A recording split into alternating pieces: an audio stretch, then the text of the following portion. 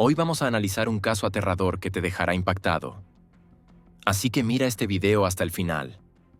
El operador hizo las preguntas estándar. ¿Dónde está? ¿Qué pasó? ¿Ella está respirando? En el suelo del baño, en una posición antinatural, yacía una mujer. Ella ya estaba muerta. Tenía una herida de bala en la cabeza. Junto a ella había una pistola. Los primeros indicios apuntaban a un suicidio. Pero los oficiales experimentados sintieron de inmediato que algo no encajaba en esta escena.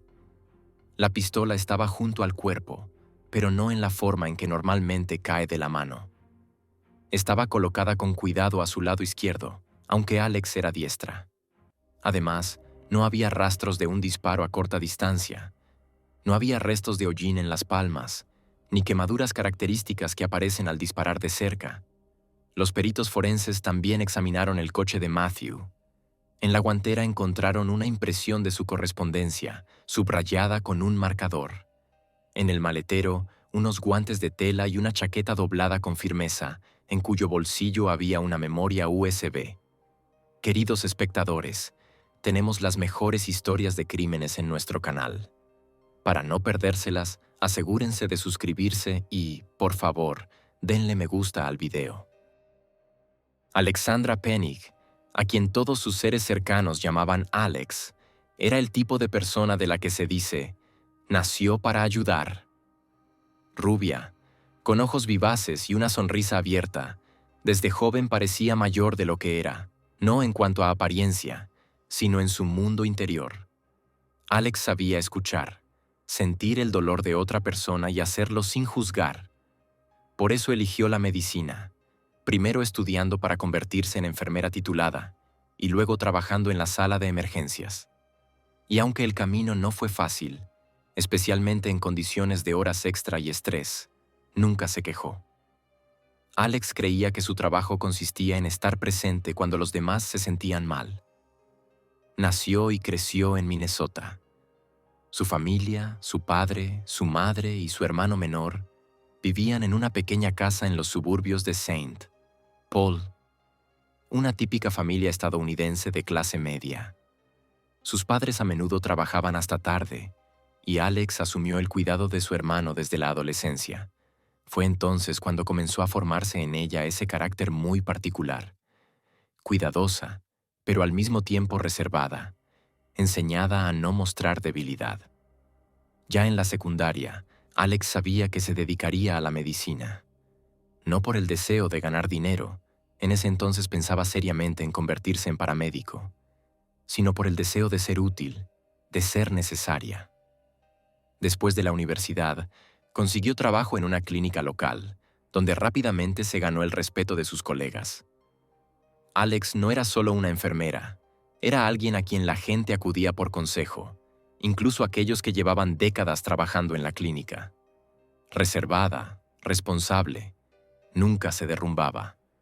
Pero con esa fuerza venía también otra cara. También guardaba su dolor para sí misma.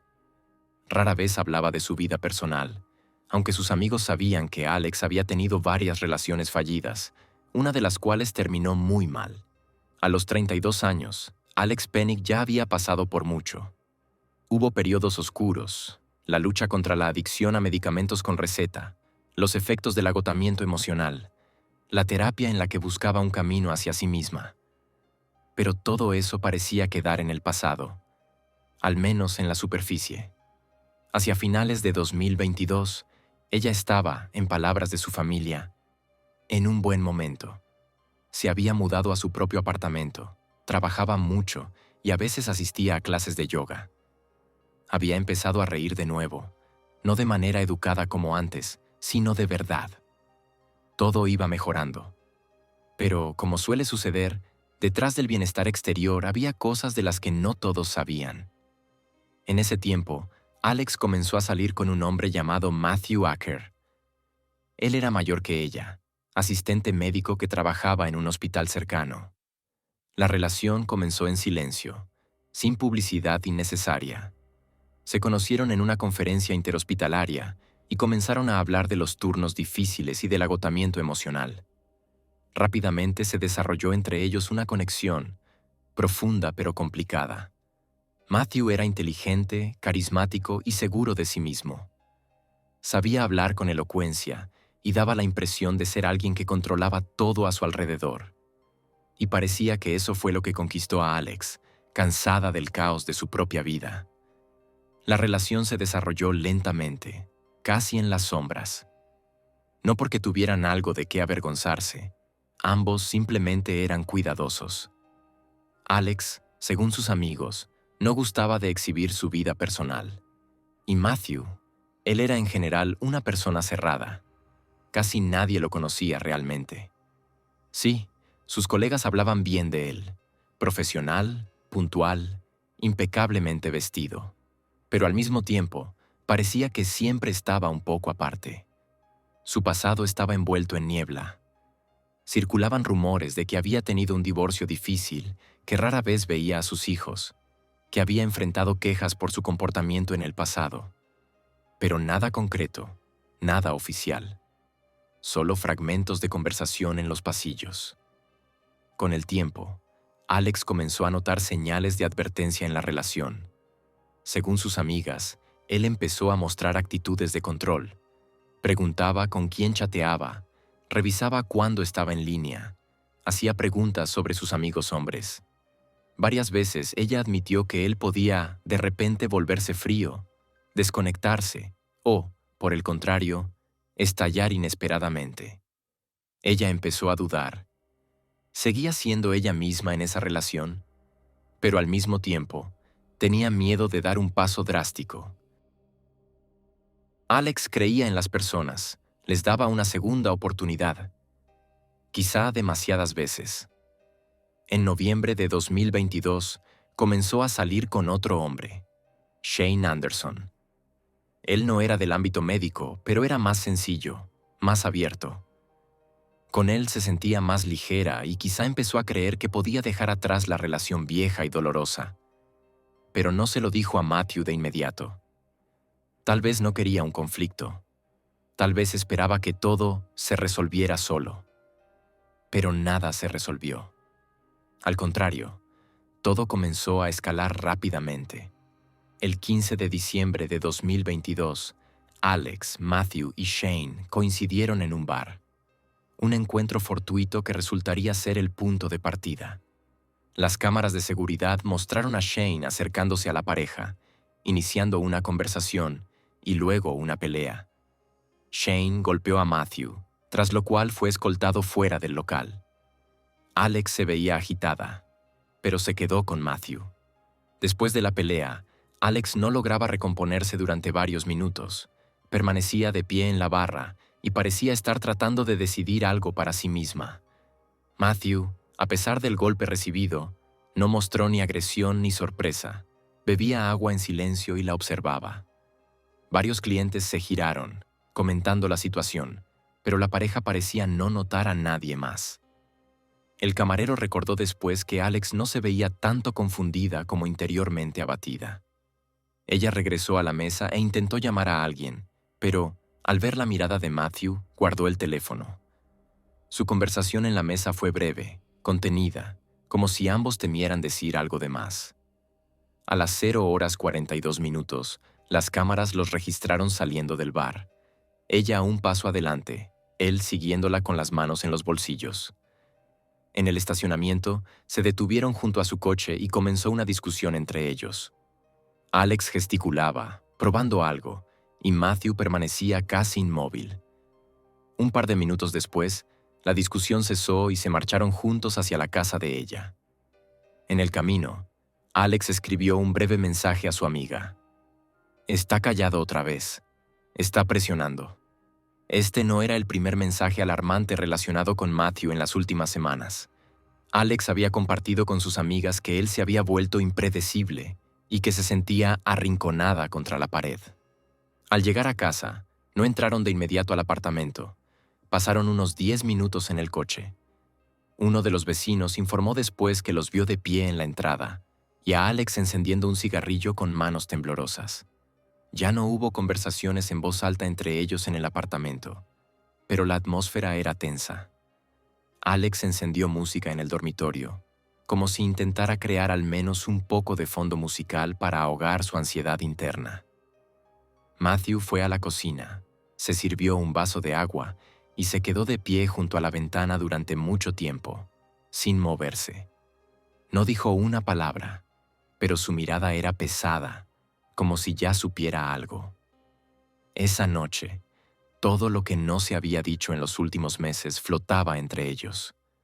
Un silencio espeso, casi tangible. 16 de diciembre de 2022. Minnesota. Las calles aún respiraban el silencio previo al amanecer. Eran alrededor de las 5:30 de la mañana cuando la central de guardia recibió una llamada. La voz del hombre en la línea sonaba tensa, pero no mostraba signos evidentes de pánico. Se presentó. Matthew Acker. Dijo que estaba en el apartamento de su novia, Alexandra Pennick, que había escuchado un disparo y que estaba intentando abrir la puerta. El operador hizo las preguntas estándar. ¿Dónde está? ¿Qué pasó? ¿Ella respira? Pero Acker no pudo dar una respuesta clara a muchas de ellas. Estaba confundido en su manera de expresarse. Dijo que ella se había encerrado en el baño, que él había derribado la puerta y que había una pistola junto a ella. La suya. Unos minutos más tarde, la policía y los paramédicos llegaron a la dirección indicada. Era un apartamento común y corriente en un edificio multifamiliar. Silencio tras la puerta. En el interior, iluminación tenue, una cocina desordenada, señales de que la noche había sido larga. En el suelo del baño, en una posición antinatural, yacía una mujer. Ella ya estaba muerta. Una herida de bala en la cabeza. Una pistola cerca. Los primeros indicios apuntaban a un suicidio. Pero los oficiales experimentados sintieron de inmediato que algo no encajaba en esa escena. Primero, la sangre seca. Eso significaba que la muerte no había ocurrido un minuto antes de la llamada. Probablemente una hora, tal vez más, antes de que llegara la policía. Sin embargo, Acker afirmaba que había escuchado el disparo hacía poco. El marco temporal no coincidía. Segundo, el propio Matthew. Cuando fue interrogado en el lugar, se comportó de manera extraña, no histérico, no fuera de sí, sino reservado, incluso frío. Dijo que la pistola le pertenecía, que la guardaba en el coche, pero que esa noche la había llevado al apartamento, por si acaso. Dijo que Alex estaba alterada, que tras la pelea en el bar se había retraído en sí misma. Dijo que había intentado calmarla, pero que de repente ella se encerró en el baño y cerró la puerta. Y entonces, el disparo. Los agentes examinaron cuidadosamente la escena. Y ahí aparecieron más detalles que despertaron dudas. En la parte interior de la cerradura de la puerta del baño había un pequeño aro metálico. El mecanismo del pestillo. Estaba bajo el cuerpo de Alex. Esto era imposible si la puerta realmente estaba cerrada y se había abierto después del disparo. La única conclusión lógica: la puerta había estado abierta hasta el momento de la muerte, o al menos abierta antes de que el cuerpo cayera al suelo. Así, la versión de Matthew se desmoronaba. No había agua en el lavabo. Aunque Acker afirmaba que, tras derribar la puerta, se había lavado las manos manchadas de sangre. El lavabo estaba seco, sin rastros de agua, sin gotas en el suelo. Y eso significaba: estaba mintiendo. El baño en sí mismo no parecía típico de un suicidio. Primero, la posición del cuerpo. Segundo, la posición de la pistola. La pistola estaba junto al cuerpo, pero no de la manera en que normalmente cae de la mano. Estaba colocada cuidadosamente a su lado izquierdo, aunque Alex era diestra. Además, no había rastros de un disparo a corta distancia, ni restos de hollín en las palmas, ni quemaduras características que aparecen al disparar de cerca. La pistola, de hecho, parecía haber terminado junto a ella, pero no como resultado de una caída natural. Los peritos comenzaron a fotografiar cada rincón, cada detalle. Desde ese momento, el caso dejó de ser rutinario. Se convirtió en criminal. Matthew fue llevado a declarar. No como acusado, solo como testigo. Él seguía aferrado a su versión, que habían vuelto del bar alrededor de la 1 de la madrugada, que Alex estaba deprimida, que había intentado calmarla, pero que ella se estaba volviendo cada vez más retraída. Afirmaba que no había esperado una tragedia, pero que luego escuchó un disparo. Entonces derribó la puerta y vio lo que vio. Pero los investigadores ya sabían. Su relato era un mosaico improvisado, ajustado en algunas partes, pero con agujeros que no podían ignorarse. Afirmaba que Alex había empezado a actuar raro en casa, hablando de tener miedo. Supuestamente, estaba preocupada de que Shane fuera un peligro. Matthew dijo que le había ofrecido quedarse con ella. Fue al coche, tomó la pistola y, en sus palabras, por si acaso, la llevó al apartamento. Este momento atrajo especial atención de los investigadores. ¿Por qué un hombre que decía que su novia estaba inestable llevaría un arma cargada a la casa? ¿Por qué él, un profesional médico con experiencia, decidiría que una pistola era adecuada? ¿Por qué no llamó a la policía si decía temer por la seguridad de ella? Estos porqués se amontonaban como una bola de nieve. Luego estaba su afirmación de que Alex se encerró en el baño y se negó a hablar. Dice que después de un tiempo escuchó un disparo, que derribó la puerta, que ya era demasiado tarde. Pero los peritos ya sabían, la puerta había sido derribada antes del momento de la muerte, y la sangre en el suelo había comenzado a coagular mucho antes de la llamada al 911. Todo apuntaba a que Alex había muerto mucho antes de lo que Matthew afirmaba, que había pasado horas en el apartamento junto al cuerpo, sin pedir ayuda, y, posiblemente, ocultando algo. Se recogieron rastros de ADN, huellas dactilares en la escena, y se hicieron mediciones de la trayectoria del disparo. Según la balística, el disparo se efectuó desde una distancia mayor a la de un brazo extendido. Es decir, no fue un disparo autoinfligido. Además, la dirección de la trayectoria, de arriba hacia abajo, en ángulo, es extremadamente atípica para un suicidio. Acker, en ese punto, seguía insistiendo. Él no había hecho nada. Fue una tragedia. La había amado. Había intentado ayudarla. Decía que ella había quedado rota tras la pelea en el bar, que había hablado de miedo hacia Shane. Pero cuanto más avanzaba la investigación, más claro quedaba. La verdad era muy distinta.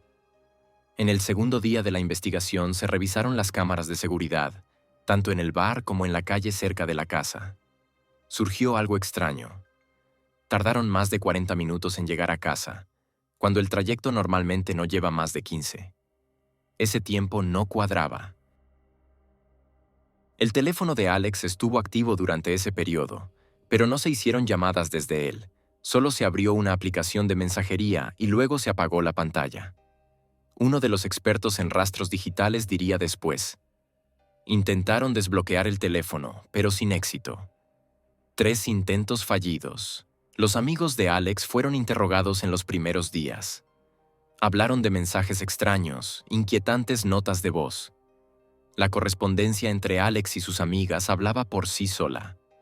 Ella escribía que dudaba de su relación con Matthew, que él era celoso, que sentía como si él la mirara a través de ella, no a ella. En un mensaje enviado una semana antes de la tragedia, escribió: «No me siento segura con él, pero aún no estoy lista para terminar. Puede ser muy persuasivo». En otro, admitió: «Creo que me está siguiendo. No estoy paranoica. Es solo que hay pequeñas cosas que no puedes evitar notar». Un fragmento de la correspondencia fue especialmente importante. «Él no grita, simplemente me apaga el aire». Alex dejó este mensaje solo un día antes de la fatídica noche. Los peritos también examinaron el coche de Matthew. En la guantera encontraron una impresión de su correspondencia, subrayada con un marcador. En el maletero había guantes de tela y una chaqueta doblada con firmeza, con una memoria USB en el bolsillo. Más tarde, un examen demostraría que la memoria contenía un archivo de audio, una grabación de la voz de Alex, muy probablemente realizada sin que ella lo supiera. Lo que exactamente había en él no fue incluido en el caso. Los abogados lograron excluir esta prueba del protocolo, alegando una violación de la privacidad. Sin embargo, la investigación continuó armando el rompecabezas. Alex no había actualizado sus publicaciones en redes sociales durante 2 días antes de la tragedia, lo cual era inusual. Sus historias fueron eliminadas, como se descubrió, manualmente y desde su dispositivo, pero en un horario tardío, cuando, según los expertos, ella ya estaba dormida. Esto dio motivos para creer que alguien más había tenido acceso a su teléfono. Matthew, por supuesto, lo negó. Un examen psicológico de la pareja reveló detalles importantes. Matthew fue caracterizado como contenido, propenso a la agresión pasiva, con un marcado deseo de control. Su comportamiento fue descrito como emocionalmente distante, pero estratégicamente calculado. Todo esto, sumado a testimonios inconsistentes, alertó a los investigadores. 2 semanas después, el caso pasó de ser un incidente trágico a una investigación criminal por muerte violenta. El motivo oficial aún no había sido anunciado, pero la fiscalía ya se preparaba para presentar cargos. Todos esperaban solo una cosa: el informe forense. Resultó ser un punto de inflexión. Cuando los expertos anunciaron los resultados de los exámenes balísticos y de rastros, la investigación finalmente obtuvo la grieta en la versión de Matthew que les permitió mirar más a fondo. La bala entró en un ángulo inusual, de arriba hacia abajo, con una trayectoria poco común para un disparo autoinfligido. Además, el rastro del disparo no era típico de un disparo a corta distancia, como afirmaba Matthew. Esto dio lugar a la pregunta principal: ¿podría haber sido un suicidio? Los peritos recrearon la escena con precisión de centímetros. Usaron un maniquí de altura y complexión similar a Alex. Recrearon la iluminación, la disposición de los objetos. Los resultados no favorecieron la versión del sospechoso. La posición del cuerpo, la distribución de las salpicaduras, el ángulo de la herida de entrada. Todo apuntaba a una influencia externa. Uno de los investigadores dijo en una entrevista: «Teníamos la sensación de que no estábamos ante un acto impulsivo. Parecía algo pensado, casi teatral». Un elemento importante fue el análisis del comportamiento de Matthew durante las 2 semanas posteriores a la tragedia. Se negó a comentar públicamente, no contactó a los amigos de Alex y se aisló por completo. Durante los interrogatorios respondía a las preguntas, pero mostraba casi ninguna emoción. Los psicólogos que lo observaron señalaron un bajo nivel de reacción afectiva, lo cual se considera una señal alarmante en tales situaciones. Al mismo tiempo, los investigadores comenzaron a trabajar con las pruebas digitales. Recuperaron datos del portátil y la tableta de Matthew. El historial del navegador contenía decenas de búsquedas relacionadas con métodos de manipulación, formas de presión psicológica y especificidades de los detectores de mentiras. 3 semanas antes del incidente buscó artículos con los títulos «Cómo reconocer la traición por signos no verbales» y «¿Qué hacer si te han traicionado?». Estos datos fueron incluidos en el caso como posible confirmación de motivos. Además, se supo que Matthew, pocos días antes del incidente, presentó una solicitud para eliminar la cuenta de Alex en uno de los portales médicos, donde ella almacenaba información sobre un próximo ascenso. Al ser preguntado por las razones, respondió: «Solo quería protegerla». ¿Pero de qué? No lo especificó. Las amigas de Alex contaron un extraño incidente en la víspera de la tragedia. En una cena grupal, ella parecía tener miedo de dejar su teléfono sin vigilancia. Una de las chicas recordó: «Lo tenía en la mano incluso en el baño». Dijo que Matthew se había vuelto demasiado invasivo, pero tenía miedo de enojarlo. Estas frases comenzaron a adquirir un nuevo peso. Se prestó especial atención a aquel intervalo de 9 minutos entre el disparo y la llamada al 911. Uno de los peritos dijo: «En casos como este, cada segundo cuenta. Si realmente intentaba ayudar, la llamada habría sido inmediata». A petición de la fiscalía se realizó una simulación. Incluso con conmoción y pánico, una persona en el mismo apartamento podría haber llamado en 40 segundos. 9 minutos es demasiado. La investigación se enfrentaba a la falta de testigos directos, pero las pruebas circunstanciales comenzaron a formar una cadena. Entre las pruebas estaba una nota encontrada en el diario de Alex. Escrita a mano, sin fecha, contenía una sola frase: "Si algo me pasa, no seré yo". Un examen confirmó la autenticidad de la letra. Para la fiscalía, esto fue suficiente para iniciar una revisión del estatus del caso y solicitar una orden de arresto. A finales de enero de 2023, Matthew Acker fue arrestado oficialmente bajo sospecha de participación en la muerte de Alex Penning. Fue acusado de homicidio con circunstancias agravantes, incluidas la presión sobre la víctima, la ocultación de pruebas y el falso testimonio. Este fue un punto de inflexión, de tragedia a caso criminal, de sospecha a acusación.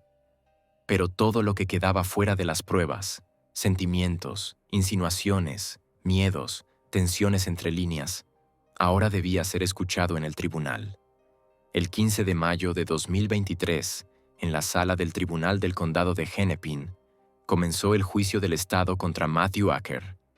Este no era solo un juicio sobre una tragedia personal, era un juicio sobre el silencio que se acumula durante años. Se vuelve pesado como el concreto y en algún momento se derrumba sobre las cabezas de todos los que estaban cerca. Matthew compareció ante el tribunal como acusado. Fue imputado por un delito con circunstancias agravantes: presión psicológica intencional, ocultación de detalles importantes, demora en pedir ayuda. La redacción era seca y legalista, pero detrás de ella estaban meses de tensión, una cercanía insoportable, palabras que no se dijeron y otras que se dijeron demasiado tarde. En la primera audiencia, la sala estaba llena a rebosar. Estaban presentes no solo representantes de la prensa y seres queridos de Alex, sino también personas comunes que habían sido impactadas por la historia misma. Sus rostros reflejaban desconfianza, miedo y, en algunos, una vaga esperanza de que finalmente se escuchara la verdad. El juez dejó claro desde el principio: las emociones no serían la base del juicio, solo hechos, solo pruebas. Pero en este caso, los hechos no siempre eran obvios, y la verdad no siempre se sometía a la lógica. La fiscalía construyó el caso metódicamente. Su estrategia era simple: mostrar una cadena de acciones consistentes que indicaban un impacto psicológico sistemático, que, según la fiscalía, condujo a la tragedia. El principal énfasis no estaba en el momento del incidente, sino en los meses previos. La correspondencia digital, las entradas de diario, los testimonios de los amigos y colegas de Alex, todo esto formaba la base de la línea argumental de la fiscalía. Varios de sus mensajes a amigas fueron leídos en el tribunal. Él mira, pero no dice nada. Es peor que gritar. Siento que camino sobre vidrio. Si pudiera simplemente desaparecer, desaparecería. Cada frase sonaba como un grito de ayuda separado, archivado en un chat. El fiscal lo llamó un diario silencioso del miedo. Al tercer día, el tribunal llamó a su primer testigo, Carly, una amiga cercana de Alex. Ella parecía serena, pero sus manos temblaban. Cuando se le pidió hablar sobre las últimas semanas de la vida de su amiga, guardó silencio durante mucho tiempo. Ella dejó de reír, dijo finalmente Carly. Solía tener esa risa chispeante y luego, nada. Miraba por la ventana, sostenía su teléfono como un escudo. Ella decía que él era diferente. No supe lo que significaba hasta que fue demasiado tarde. Los abogados defensores no negaron las dificultades en la relación de la pareja, pero insistieron en que el incidente fue una coincidencia trágica, el resultado de una ruptura emocional por ambas partes. Intentaron presentar a Alex como una persona que atravesaba una crisis interna y a Matthew como un hombre en una situación difícil, incapaz de afrontarla. Pero esta versión comenzó a desmoronarse cuando un experto en seguridad digital fue llamado a la sala del tribunal. El especialista dijo que en la tableta de Matthew se encontraron consultas de búsqueda fechadas 10 días antes de la tragedia. Entre ellas estaban cómo leer la correspondencia de otras personas sin acceso a la contraseña, qué hacer si una chica esconde la correspondencia, la psicología de los celos y cómo entender que te han traicionado. El juez permitió que parte de estos datos se mostraran al jurado. La tensión en la sala aumentó. Estas no eran simples búsquedas curiosas, eran intentos de control. Más tarde, uno de los testigos, un ex colega de Matthew, dijo que él a menudo se quejaba del desapego de Alex. Dijo que parecía estarse escapando, que había menos calidez en ella. Yo entonces pensé, una historia común, pero ahora, la voz del testigo se quebró. Al sexto día, el tribunal escuchó una grabación de audio hecha por Alex 2 semanas antes de la tragedia. Era una grabación de fondo de un dictáfono, posiblemente accidental. Contenía una conversación. Alex hablaba en voz baja, con agitación. Ya no sé qué hacer contigo. Estás callado todo el tiempo, desapareces. Es como si viviera con una sombra. La respuesta de Matthew no se oía. Solo silencio. El sonido de movimientos alrededor de la habitación y una respiración pesada. Esta grabación se convirtió en el punto emocional más alto de la audiencia. Varias personas en la sala lloraban. Uno de los miembros del jurado apartó la mirada. Cuando llegó el turno de la defensa, intentaron devolver el juicio al ámbito de los hechos, no de las emociones. Se invitó a 2 psiquiatras para analizar el estado emocional de Alex. Uno de ellos concluyó que ella pudo haber tenido una reacción aguda de estrés y un estado límite. El fiscal exigió inmediatamente que estas conclusiones fueran excluidas por hipotéticas. El juez las permitió, pero con la salvedad de que no constituían un diagnóstico médico. Los abogados también se refirieron a la falta de testigos directos. Recordaron que nadie vio lo que sucedió dentro del apartamento esa noche. Todas las pruebas eran circunstanciales. Pero es en casos como estos, como subrayó el fiscal, donde todo se une a partir de detalles como un mosaico. Llevó al jurado a través de la cronología, la cámara del estacionamiento, la discusión junto al coche, los mensajes de texto en el camino, el comportamiento en el bar, su nota. Si algo me pasa, no seré yo. La familia de Alex habló al 7º día. Su hermano, brevemente y casi sin emoción, dijo: ella quería irse, él lo sabía, todos lo sabíamos, pero no sabíamos de lo que él era capaz. Las palabras de su padre fueron contenidas, casi legalistas. Mi hija merecía su libertad. Intentó liberarse, pero cayó en una trampa que no es visible desde afuera. Esta no es una historia sobre un conflicto ruidoso. Esta es una historia sobre el silencio que aplasta. Después de 8 días de audiencias, el jurado se retiró a deliberar su veredicto. La sala contuvo la respiración. Durante 13 horas analizaron materiales, compararon testimonios, revisaron fragmentos de grabaciones de audio y de videovigilancia. El juez prohibió a los periodistas acercarse a la sala de deliberaciones. La espera era tensa. Al día siguiente, poco después del mediodía, el jurado regresó. El veredicto se anunció en un silencio en el que nadie en la sala parecía respirar. Culpable del cargo 2, delito agravado. Matthew permaneció sentado, sin mostrar reacción visible. Sus abogados susurraban. Él asintió. Pero su rostro permaneció pétreo. La familia de Alex, sentada en la primera fila, no dijo nada.